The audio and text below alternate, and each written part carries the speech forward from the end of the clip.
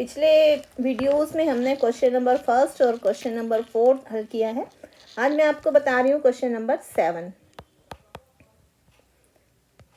ये 17 minus 2k upon k minus 5 is equal to -3।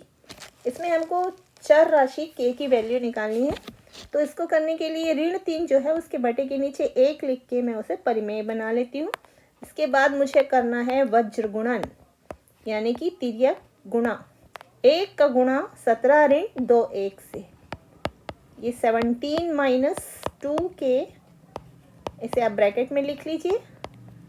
अब ऋण 3 का गुणा मुझे करना है k माइनस 5 से।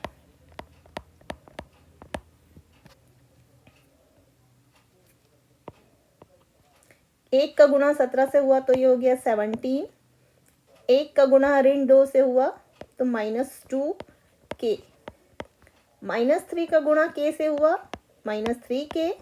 -3 का -5 से हुआ तो मुझे मिला +15। ये +15 इसलिए हुआ कि ये माइनस और इस माइनस का गुणा हुआ तो दोनों के चिन्ह गुणित होकर धनात्मक बन गए। अब मुझे सजातीय राशियों को एक और करना है। k के पास k वाली राशि और अचर के पास अचर, यानी चर एक साथ और अचर एक साथ।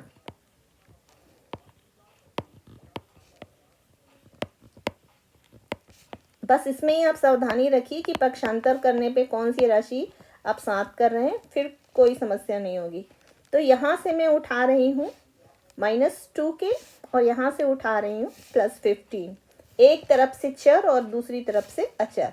17 अपनी ही जगह पर है लेफ्ट साइड में, तो उसके चिन्ह में कोई चेंजेस नहीं है। यहाँ से 15 उठ रहा है तो वो प्लस है, उसके साइड में आके हो जाएगा -15।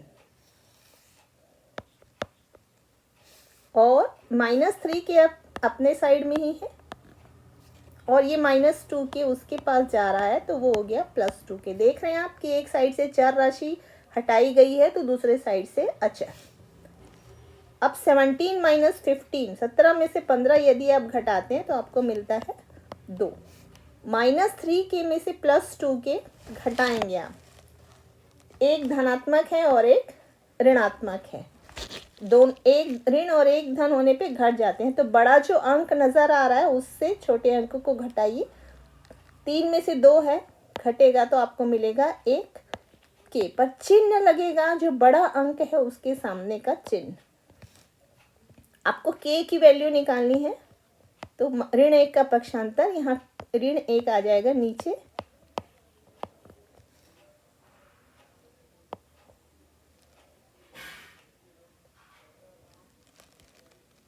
तो आपको ये आंसर ऋण 2 इज इक्वल टू k। की वैल्यू आपने निकाल ली -2।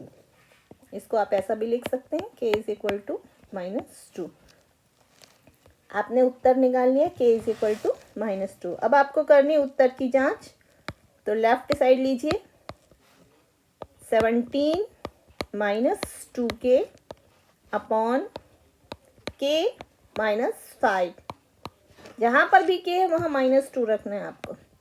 17 माइनस 2, k की वैल्यू आपने रख दी -2। यहाँ भी k की वैल्यू आपने रख दी -2, ये -5 एज इट इज़। 17 अपनी जगह पर ही है। ये -2 का -2 से गुणा हुआ तो पहले चिन्ह का गुणा कर लीजिए। ऋण और ऋण का गुणा हुआ तो हो गया धन। 2 दूनी 4। अब ऋण 2 और ऋण 5 ये दोनों एक समान चिन्ह वाले हैं, इसलिए ये जुड़ जाएंगे। जुड़ने की प्रक्रिया होगी, 2 और 5 जुड़ के हो जाएंगे 7। और दोनों के चिन्ह ऋण है, इसलिए आप यहाँ पर दोनों का ही चिन्ह जो है वो कॉमन चिन्ह यहाँ लगेगा। 17 और 4 जुड़ के हो गया 21, नीचे आ गया आपके 7। सरल करेंगे तो 7 1 जा 7, 7 3 जा 21, 3 बटा ऋण 1।